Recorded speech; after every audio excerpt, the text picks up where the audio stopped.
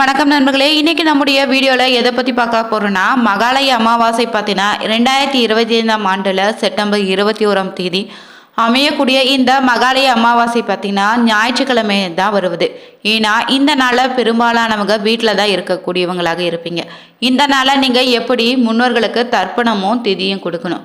மேலும் பார்த்தீங்கன்னா இந்த நாளை கட்டாயமாக செய்ய வேண்டிய விஷயங்களாக 5 சொல்லப்படுதுங்க. அது என்னன்னு தெரிஞ்சுக்கலாம். இந்த வீடியோ ரொம்பவே பயனுள்ளதாக இருக்கும். நீங்கள் புதியவராக இருந்தீங்கன்னா மறக்காமல் நம்ம சேனலை சப்ஸ்கிரைப் பண்ணிவிட்டு கூடவே இருக்க பெல் பட்டனை கிளிக் பண்ணிக்கோங்க. நீங்கள் தனிப்பட்ட முறையிலும் ஜாதகம் பார்ப்பதாக இருந்தீங்கன்னா ஜாதகத்தில் ஒரு தெளிவான பதிவையும் பரிகாரத்தையும் பெற்றுக்கொள்ள நீங்கள் வீடியோவில் டிஸ்கிரிப்ஷனில் கொடுத்துருக்க நம்பருக்கு மறக்காமல் கால் பண்ணி தெரிஞ்சுக்கோங்க. வாங்க நண்பர்களே, வீடியோக்குள்ளே போகலாம். ஒரு வருடத்துலன்னு பார்த்தீங்கன்னா 3 முக்கிய அமாவாசை தினங்கள் இருக்கும். அதில் பார்த்தீங்கன்னா தை, ஆடி, புரட்டாசி மாதத்தில் வரக்கூடிய அமாவாசைங்க. இந்த புரட்டாசி மாதத்தில் வரக்கூடிய அமாவாசை தான் மகாலய அமாவாசைன்னு சொல்லுவோம். மற்ற அமாவாசைகளை நீங்கள் முன்னோர்களுக்கு தர்ப்பணம் கொடுத்து வழிபட தவறு இருந்தால் கூட பரவாயில்ல. இந்த மகாலய அமாவாசையில் தர்ப்பணம் கொடுத்தாலே உங்களுடைய பல தலைமுறைகளுக்கு நீங்கள் முன்னோர்களுக்கு ஆத்மாக்களுக்கு சாந்தி அடைய செய்த பலன் பற்றினா நிச்சயம் உங்களுக்கு கிடைத்திடுங்க. மகாலய அமாவாசைனால நீங்கள் முக்கியமாக பார்த்தீங்கன்னா 5 விஷயங்களை தவறாமல் செய்ய வேண்டும்னு சொல்லுவாங்க. இதனால் பார்த்தீங்கன்னா முன்னோர்களுடைய ஆசைகள் உங்களுக்கு முழுமையாக கிடைத்திடுங்க. இதன் காரணமாக பார்த்தீங்கன்னா பலவிதமான துன்பங்களை இருந்து நீங்கள் விடுபட முடியுங்க. இந்த நாளில் பார்த்தீங்கன்னா மகாலய அமாவாசையில் பித்ருலோகத்தில் இருக்கக்கூடிய நம்முடைய முன்னோர்களும் பார்த்தீங்கன்னா பூமிக்கு வந்து நம்முடன் வசித்து நாம் செய்யக்கூடிய தர்ப்பணம், வழிபாடு, தானன்னு எல்லாமே ஏற்றுக்கொள்வாங்க. நமக்கு நம்முடைய குடும்பத்தினருக்கு ஆசி வழங்கி அவர்களுடைய ஆத்மாவும் பார்த்தீங்கன்னா திருப்தி அடையக்கூடிய ஒரு காலம்தாங்க இந்த 15 நாட்கள். மகாலய பட்சத்தில் 15 நாட்களுமே நீங்கள் செய்யக்கூடிய தர்ப்பணம், வழிபாடு, தானம் அனைத்துமே பார்த்தீங்கன்னா ரொம்பவே முக்கியமானதாக இருக்குது.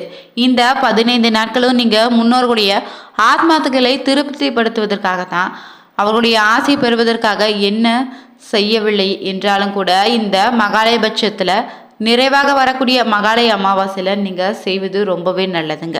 இந்த அமாவாசையில் செய்வதால் முன்னோர்களுடைய ஆசை உங்களுக்கு பார்த்தீங்கன்னா பரிபூர்ணமாக கிடைத்திடுங்க. இந்த ஆண்டிற்கான மகாலய அமாவாசை பார்த்தீங்கன்னா செப்டம்பர் 21ஆம் தேதியில் தான் ஞாயிற்றுக்கிழமையில வரப்போகுது.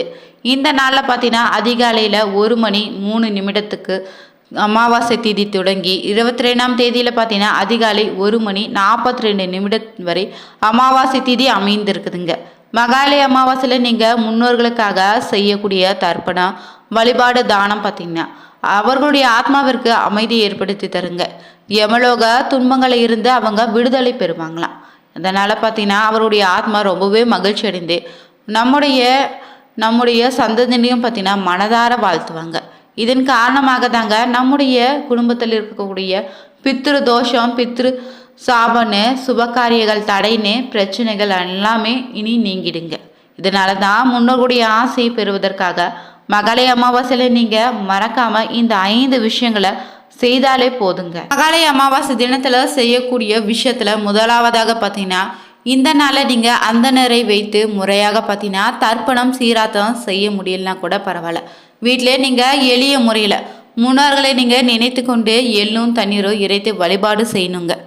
இதோடு பார்த்தீங்கன்னா உங்களுடைய கடந்த கால கர்மாக்கள் பார்த்தீங்கன்னா சுமைகளை இருந்து நீங்கள் விடுபடுவதோடு உங்களுடைய முன்னோர்களும் பார்த்தீங்கன்னா ஆத்மாக்களுக்கு இது அமைதியை ஏற்படுத்தி தருமா. உங்களுடைய 3 தலைமுறையினுடைய முன்னோர்களுடைய பெயரை சொல்லிதாங்க அவர்களை மனதில் நினைச்சு கொண்டு பிரார்த்தனை செய்து கொண்டே தான் நீங்கள் காசி கையாத்தலங்களை மனதில் நினைத்து கொண்டு இந்த எள்ளும் தண்ணீரும் இறைத்து வழிபாடுனை செய்யணும். இரண்டாவதாக பார்த்தீங்கன்னா இந்த நாளில் செய்ய வேண்டியது பிண்ட தானம் தாங்க. தர்ப்பணம் கொடுப்பதில் ரொம்பவே முக்கியமானதாக சொல்லப்படுவது பிண்ட தானம் தான்.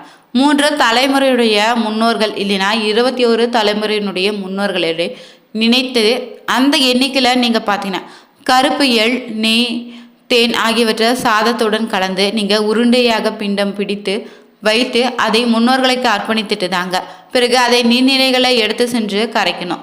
மகாலய அமாவாசையில் அளிக்கக்கூடிய இந்த பிண்ட தானம் பார்த்தீங்கன்னா நமக்கு இருக்கக்கூடிய அனைத்து விதமான துன்பங்கள், வளர்ச்சியில் இருக்கக்கூடிய தடைகள் அனைத்தும் நீக்கிடுங்க.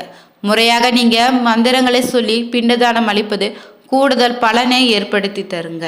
மூன்றாவதாக பார்த்தீங்கன்னா இந்த நாளில் செய்ய வேண்டியது தானம் அளிப்பது தான். உணவுப் பொருள் இல்லைன்னா தேவையான பொருட்களை இந்த நாளில் நீங்கள் ஏழைகளுக்கு வயதானவங்களுக்கு தானமாக அளிப்பது தாங்க மகாலய அமாவாசையில் தவறாமல் செய்ய வேண்டிய ஒரு முக்கியமான விஷயமாக சொல்லப்படுது. இந்த நாளை நீங்கள் ஆடைகள் பணம் போன்றவற்றை கூட தானமாக அளிப்பது நல்லதுங்க. இது முன்னோருடைய ஆசைகளை உங்களுடைய குடும்பத்திற்கு பார்த்தீங்கன்னா முழுவதுமாக பெற்று தந்துடுங்க. இந்த நாளை நீங்கள் பார்த்தீங்கன்னா முன்னோர்களை நினச்சிட்டு அவர்களுடைய ஆத்மாக்களை சாந்தி அடைய செய்ய வேண்டும்னு நீங்கள் நினைத்து இந்த தானத்தை செய்யும்போது பார்த்தீங்கன்னா முன்னோர்கள் ரொம்பவே மனம் மகிழ்வாங்க. அவர்களும் உங்களுக்கு ஆசையை வாரி வழங்குவாங்க. இந்த நாளை நீங்கள் காகத்துக்கும் பசுகளுக்கு உணவளிப்பது உங்களுக்கு புண்ணிய பலன்களை ஏற்படுத்தி தருங்க. நான்காவதாக பார்த்தீங்கன்னா இந்த நாளை தீபம் ஏற்றி வழிபாடு செய்யணுங்க. மகாலய அமாவாசையில் நீங்கள் முன்னோருடைய படத்திற்கு பார்த்தீங்கன்னா பூ அல்லைன்னா மாலை அணிவித்து படத்திற்கு முன்னாடி தனியாக பார்த்தீங்கன்னா ஒரு மண் அகழ்வில் நெய் இல்லைன்னா நல்லெண்ணெய் ஊற்றி தீபம் ஏற்றணும். இது முன்னோர்கள் மீதான மரியாதை நீங்கள் செலுத்தும் விதமாகவும் அன்பை வெளிப்படுத்தும் விதமாகவும் அமையுங்க. மண்ணகல ஏற்றக்கூடிய தீபம் பார்த்தீங்கன்னா ரொம்பவே சக்தி அதிகம்னு சொல்லப்படுது. இது ஆத்மாக்களுடனான தொடர்பை குறிப்பதாகவும் சொல்லுவாங்க.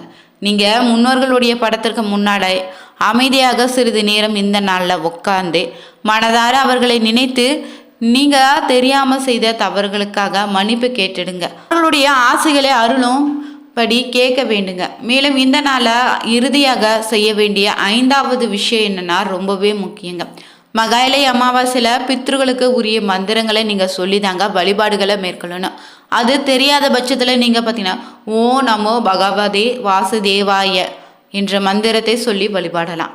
அது என்ன மந்திரம் பார்த்தீங்கன்னா ஓம் நமோ பகவதே வாசுதேவாய என்ற மந்திரத்தை நீங்கள் சொல்லி வழிபாடுகளை மேற்கொள்ளலாங்க. இல்லைன்னா கருட புராணம் விஷ்ணு சகஸ்ரநாமம் போன்ற புனித நூல்களை படித்து கொண்டு இறைவனுடைய அருளை நீங்கள் பெற இந்த நாளை முயற்சி செய்யலாம். உங்களுடைய முன்னோருடைய ஆத்மாக்களுக்கு இது பார்த்தீங்கன்னா அமைதியுமே நமக்கு துன்பங்களை இருந்து விடுதலையும் இது நிச்சயம் பெற்று தருங்க. மகாலய அமாவாசைனால உங்களுடைய முன்னோர்களுக்காக செய்யக்கூடிய பிரார்த்தனையும் முன்னோர்களை நினைத்து நீங்கள் செய்யக்கூடிய வழிபாடுகளும் தாங்க அவர்களுடைய ஆத்மாக்களுடன் நமக்கு இருக்கக்கூடிய தொடர்பை பார்த்தீங்கன்னா ரொம்பவே வலுப்படுத்தும். இதனால் அவர்களுடைய மனமும் பார்த்தீங்கன்னா ரொம்பவே மகிழுங்க. இந்த 5 விஷயங்களை தவறாமல் நீங்கள் இந்த மகாலய அமாவாசையில் செய்திடுங்க. மேலும் பார்த்தீங்கன்னா இந்த மகாலய அமாவாசையில் என்ன விஷயங்களை செய்யணும் செய்யக்கூடாதுன்னு தெரிஞ்சுக்கோங்க. இந்த நாளில் பார்த்தீங்கன்னா அமாவாசை அன்று வீட்டு வாசலை கோலம் போடவே கூடாது. ஏன்னா கோலம் போடுவது தெய்வ வழிபாட்டுக்குரியதாக இருக்குதுங்க. மேலும் இந்த நாளில் வீட்டில் அசைவம் சமைக்கவோ சாப்பிடாதீங்க. நகம் வெட்டுவது முடி வெட்டுவது போன்றவற்றை கூட தவிர்த்திடுங்க. இந்த நாளை எலுமிச்சை பழத்தை நறுக்கி நிலைவாசலை வைத்திருந்தீங்கன்னா அதை எடுத்து போட்டுட வேண்டும். மேலும் இந்த நாளை நிலைவாசலை பார்த்தீங்கன்னா மஞ்சள் குங்குமமும் இட வைக்கக்கூடாது. முன்னோர்களை வழிபடும் போது பூஜையில் மணி அடித்து வழிபாடு செய்யாதீங்க. நீங்கள் பித்ருக்களுக்கு எல்லை கடனாக வாங்கி தர்ப்பணமும் கொடுக்கக்கூடாது. அமாவாசையில் செய்யக்கூடிய தர்ப்பணத்திற்கு ராகு காலம் யமகண்டம் பார்க்க தேவையில்லைங்க. ஆனால் படையல் இடும்போது மட்டும்தான் ராகு காலம் யமகண்டம் இல்லாத சமயத்தில் நீங்கள் படையல் இட்டு வழிபாடுகளை செய்யலாம். அதனால் பார்த்தீங்கன்னா படையல கட்டாயமாக வாழைக்காய் உளுந்த வடை இளநீர் கட்டாயம் இருக்கணுங்க. பூஜை அறையில் இருக்கக்கூடிய விளக்கை நீங்கள் முன்னோர்கள் வழிபாட்டிற்கு ஏற்றிடாதீங்க. இதற்கென தனியாக விளக்கு வைத்து வழிபாடுவது தாங்க நல்லது. மேலும் இந்த நாளில் பார்த்தீங்கன்னா முன்னோர்களுடைய படம் இல்லாதவங்க தெற்கு பார்த்தவாறு நின்று கொண்டு ஒரு அகல் விளக்கு மட்டும் ஏற்றி வழிபாடு கூட செய்யலாங்க. இந்த நாளில் நீங்கள் காகத்திற்கு சாதம் வைக்கும்போது பார்த்தீங்கன்னா கிழக்கு பார்த்தவாறு தான் வைக்கணும். பிறகு நீர் விளவி அதை காகம் எடுத்த பிறகு தான் நீங்கள் சாப்பிட ஆரம்பிக்கணும். மேலும் பார்த்தீங்கன்னா கூடுதலாக இந்த நாளில் 2 ஜீவராசிகளுக்கு கண்டிப்பாக அன்னதானம் கொடுக்கணும். காகம் பசு நாய் மனிதனு யாருக்காவது இந்த நாளில் அன்னதானம் விட்டுடுங்க. மேலும் இந்த நாளில் பார்த்தீங்கன்னா அமாவாசையில் இரவு 1 கைப்பிடி சாதமாவது கண்டிப்பாக பெண்கள் சாப்பிட வேண்டும்னு சொல்லப்படுது. அமாவாசை நாளில் பார்த்தீங்கன்னா தந்தை உள்ள மகன்கள் சுமங்கலி பெண்கள் பெண் பிள்ளைகள் பெற்றோருக்காக எள்ளும் தண்ணீரும் இறைத்து பிண்டம் வைக்கவே கூடாதாங்க. மேலும் இந்த நாளில் மாலை 6 மணிக்கு பிறகுதாங்க உங்கள் வீட்டுக்கு அருகில் இருக்கக்கூடிய ஒரு கோவிலுக்கு சென்று முன்னோர்களை நினைத்து வழிபாடு செய்திடுங்க.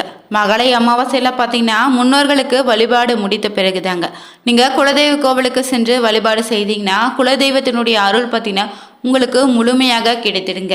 இந்த பதிவில் மகாலய அமாவாசையில் எந்த நேரத்தில் தர்ப்பணம் திதி கொடுக்கணும். மேலும் பார்த்தீங்கன்னா செய்ய வேண்டிய 5 முக்கியமான விஷயங்கள் என்னென்னு தெரிஞ்சுக்கொண்டோம். இந்த பதிவு ரொம்பவே பயனுள்ளதாக இருந்திருக்கும். இந்த வீடியோ உங்களுக்கு பிடிச்சிருந்தா மறக்காமல் நீங்கள் உற்சாக நியூஸ் சேனலை சப்ஸ்கிரைப் பண்ணிவிட்டு கூடவே இருக்க பெல் பட்டனை கிளிக் பண்ணிக்கோங்க. அனைவருக்கும் நன்றி நண்பர்களே.